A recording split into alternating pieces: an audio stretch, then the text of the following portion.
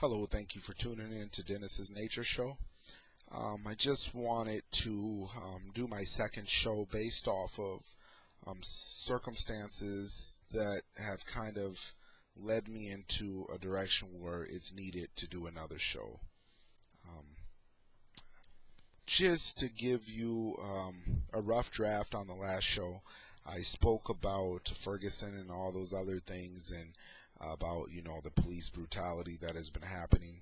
And if you haven't seen that show, it is on my Facebook page, and at the same time, you can go to YouTube at Dennis Verrett or Dennis's Nature and tune into that show. But my daughter came home from school and she brought home this book, and the book is called Day by Day with Beyonce. She checked this out at her school library. She's in elementary. She's 8 years old. And in this book, it's basically showing a life of glamour and, as you can see, a star. She is a star. It shows her in a sexual position with two guys. One she is having sex with, and then one is behind her having sex with her. And as you can see, facial expressions, and he is behind her giving it to her, and she's giving it to this guy. And then if you can see the mind control Beyonce right there, where she is being controlled in her mind. She has antennas going straight into her brain, and she has this "I'm being controlled" look on her face. Now, children's books, very strategic in the fact that they're controlling. I mean, just the way that they designed this book.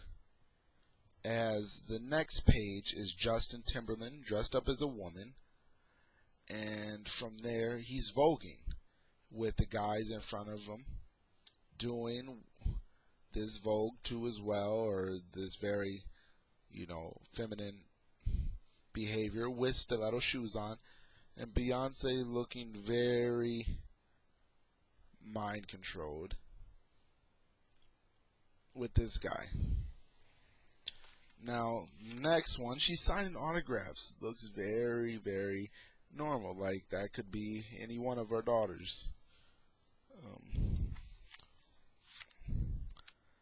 And with her mom. So she's very human. Very nice, well dressed. She looks polite.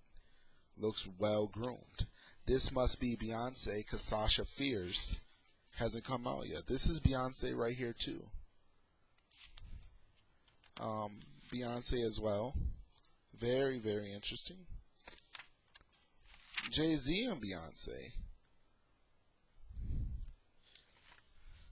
And then here goes the skimpy by Beyonce doing her thing on stage. Very, very prudent Beyonce. Very nice, well dressed. Singing for Barack Obama. I see Barack Obama and his wife, so she must have sang for them. And then she's back to the nakedness of wearing, I don't know, underwear underneath this Cinderella type of frozen marriage gown. I mean, I wouldn't want my wife to come to marry me in that, but she has a wedding gown on, but she's pretty much naked underneath it. Nice tights, screaming out to some fans. I'm not even going to go there with name calling, and I love this. Wow. What is this? This is the Chicago Children's Choir. Very diverse. I like that. Where do they find these kids? Look at that. That looks like Chicago 100%. Those two kids look straight. Very good. Beyonce's really helping out. Very good. Must be a famous choir. She looks very respectable in that picture. So that's good because of, let's take the Bibles out of the schools and the prayers out of the schools. Let's take anything and God out of the schools. But let's bring Beyonce to school and teach our kids about how to dress very appropriately and inappropriate all at the same time. Denzel at night and Queen Elizabeth during the day. That's great. All right. So enough of the sarcasm. You know how I feel about that, just based off of my sarcasm, that Beyonce is not someone that I want my daughter to grow up to be or be like. I don't care how much money Beyonce makes. I know this, that I would be disappointed if I had to watch my daughter be a sex symbol for success. That's all I can say about that. All right, next thing. About all the tickets that I received, well, basically, as you know, none of the tickets were going to be dropped, so I'm fighting every one of them in court. And every single one of them are still right here. And I'm still fighting these tickets. I haven't even had trial on one of the tickets. They even denied me to go to court yet. They told me that I'm not in my right mind to fight this ticket, that they're willing to work out such a great deal with me that if I plead guilty, that it won't go on my record as long as no same or similar happens in a year, and that all I have to do is pay $200 fine. The other one's $108 fine. The other one is almost $900. They're saying I'm a commercial truck driver because I own a retired U-Haul truck that I don't even use for business. I don't drive trucks for U-Haul. I show up to customers' homes that already have rented a U-Haul truck, and I actually unpack their stuff. And my moving company is not where I move it directly, but I actually use the services of U-Haul as a contractor. So that being said, I am really disappointed in the judicial system. I am not an educated man, but I am a man that is not afraid to use the words that I do know, and if I pronunciate or if I say anything that sounds incorrect to you, well, hopefully you can look past that and listen to the essence of what I'm saying. What I am saying is that it's ridiculous that we are, as people, continually allowing individuals that are just and right in the way that a civilized society should run. I pay $650 a month for insurances. I pay a significant amount of money to be legit. Okay, just on car insurance alone, I pay $650 a month. Not that many people are paying that type of money a month. Only person that will pay that type of money a month is someone that has to pay that type of money a month based off of the requirements of law. And if you're a law-abiding citizen, you're going to follow the law. I am not a speeder or an excessive speeder. I don't speed past 10 miles per hour. Have I ever sped past 10 miles per hour? Yes, I have, but not on an excess of that. I think of speeding whatsoever.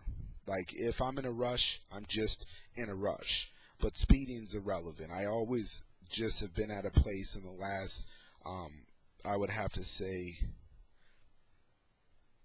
5 years, 6 years, where I just felt like if I am going to be late, I'm going to be late. When I was pressured to go to work on a 9 to 5 every day, speeding was a part of my daily rituals. but I haven't punched a clock or done anything of that nature in a while, so speeding is not required for me. I just make a phone call. That being said, everyone that was not my complexion, not the ashiness, but my complexion, which there was only 3, their sentences were dropped dramatically. What they went to court for, a DWI, just to give an example, a DWI would be turned into a reckless driving. It was to the point where they would almost give a DWI to someone that had a reckless driving the other way around. So it was the reverse effect. I am sick of going in to any courtroom. Now, I have been to courtrooms on multiple times for people that I have worked with as contractors, and that I went there in support of them as they wanted to change their life around. Through baby mama drama and through whatever else, and just support. And I've been there for them, and I have watched the system unfold in front of me. I was a part of the system, and from there, when I mean system, I mean in a place where it is not to actually rehabilitate, but it is to institutionalize you, or put you in a place of no growth and no change, and from there, a repeat offender.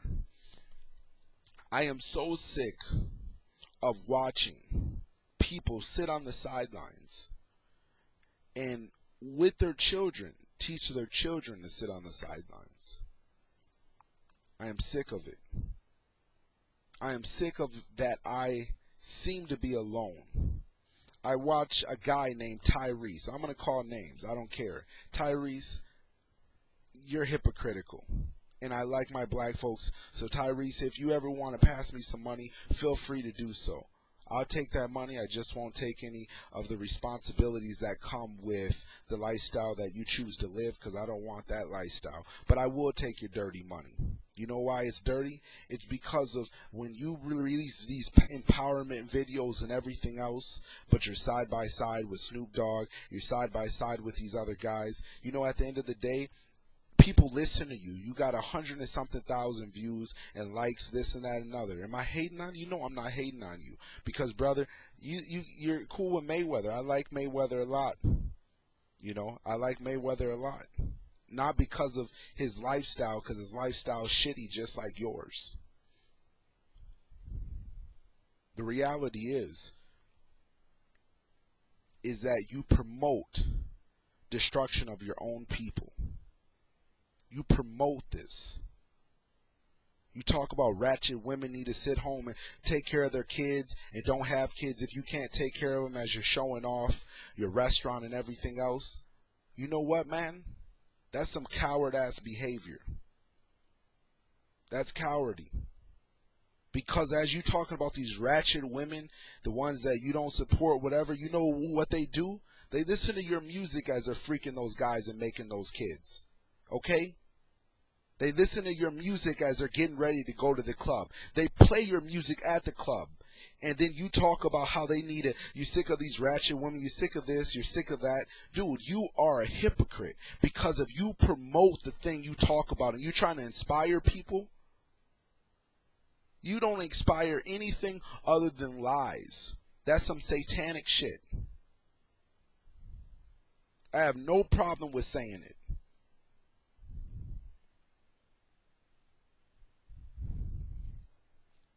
That being said, if there's any people out there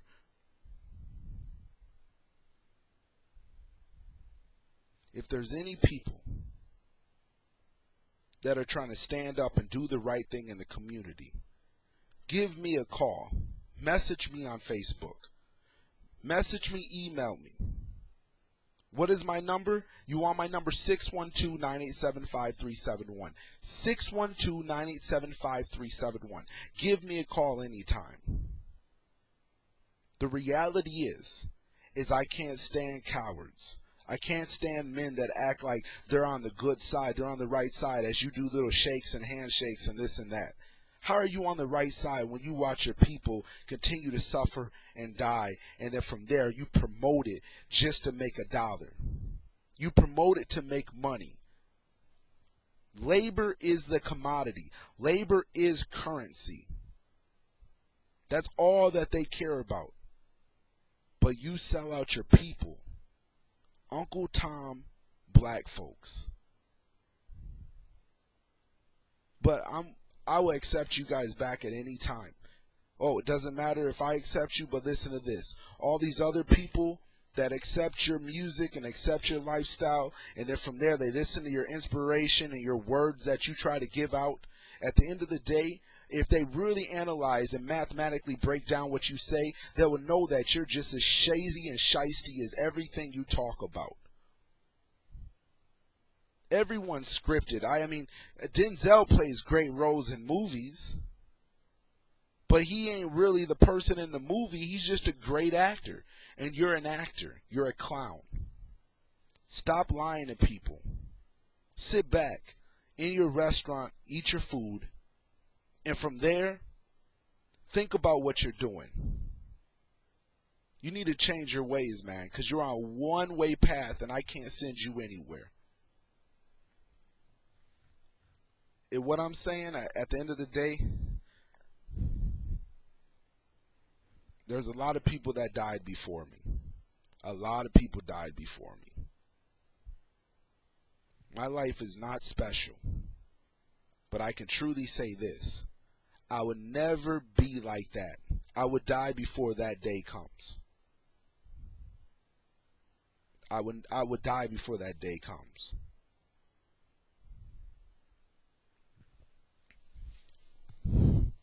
All right, let's talk about something that I really want to talk about. Anyone that wants to tune in to what I'm saying. I'm so sick of people acting like they really care. How do you really care? How do I really care? I'm making this video and I'm putting my life on the line. Why am I putting my life on the line? Just because that's what we're supposed to do. We should never sell ourselves short just so we can make $1. There's no way that we can go into a community where it's black dominance and then from there we can go to Aldi's and we see only white manager. How is that possible? How is it that we go into the courtrooms in an all-black community and we see all white judges and all white people working in the courtrooms? But we're going to get a fair shot? Of our peers, I think they took that out. How is it that I rent this building and it's owned by a guy that looks nothing like me, but 98% of the tenants in this building are my color, my race? How is that possible?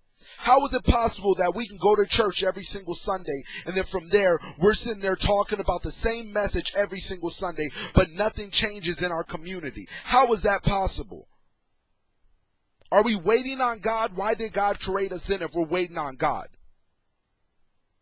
If we're supposed to wait on God, then why don't we wait on God to put food in our stomachs and eat food? Why don't we wait on God to cook our dinner every single day? Why don't we wait on God to be able to tie our shoes and get in our car and go to work? You don't wait on God to go to work, do you?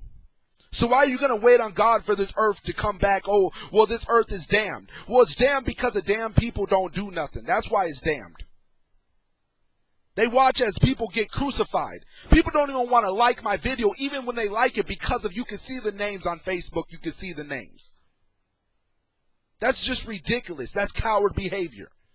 Man up and start using the technology to better the community and stop using it to put on a false identity to the community. I can be a shitty dad and I can go and put a good video of my family on there and people will say you're a good dad because they're the same people that are doing the same thing. It's not about critiquing people, but what it's about understanding that we are lying to each other to act like we're united and that we have a family. The only family is the family that does the right thing to me. Everyone else is dead to me. Who doesn't love my children? They don't love me. Who doesn't love anyone that does the right thing does not love me. I can't stand cowards. What is a coward? A coward is a man that to save his own life, he would sell his soul. He will put himself into slavery to save his own life. Why? I don't like cowards. I don't like the coward in me or anything else. I have a question. Why don't we ask questions? Why would Ronald McDonald's own the Big and Children Cancer Research Center, but they made their money off of Happy Meals that sell? They can't even feed the food that they sell to our community, to the children that they're so-called helping. How is that possible? Why do we support that? Why do we support the fact that prisoners go into prison and from there, they're majority people in impoverished areas, but big businesses can go in there and buy labor. They can produce, manufacture something, and they don't get paid a wage that will go back to the families that they have left on the real life, the real world. Every prisoner should be able to make a legitimate wage in prison and be able to have a beneficiary that is blood related, that is only immediate children or wife, and it should go to their life. It should never go to a company or to a business, because of that right there affects the morale of any country. I don't even think anymore that this is a cover-up. I just think that we have not evolved yet as species, as people. I think truly that we're just dumb. I believe Tyrese has good intent. I believe most of these people have good intent, but they're just stupid. 50 down is what I call it. 50 down. 50 down. I'm sick of cowards. I'm not an educated person. So if I'm not educated, then from there, that means that you are really dumb. Oh, I don't want them to buy my... Shut up, Tommy Hilfiger. Shut up. Are you serious? I don't want their support. Oh, they don't support me. It's the other community that supports me. Shut up, black man. Are you serious? That's your excuse? That's not your excuse, is it? It's just that you are a sellout. And you need to buy back in. You need to buy back in to the black community, to the African community. You need to buy back in. Any black person that has money out there needs to start supporting their community 100%. I don't mean supporting their community by giving your money out to charities and this and that. I mean supporting your community by building something in your community. By building something in your community. By building something in your community. A business. Bring your money back and own a business in your community.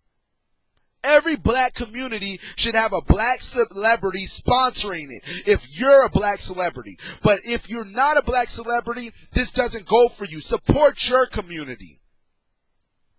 Every black celebrity should own or be responsible for a black community.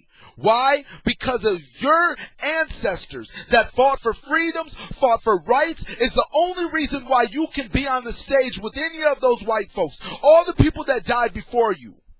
You Uncle Toms.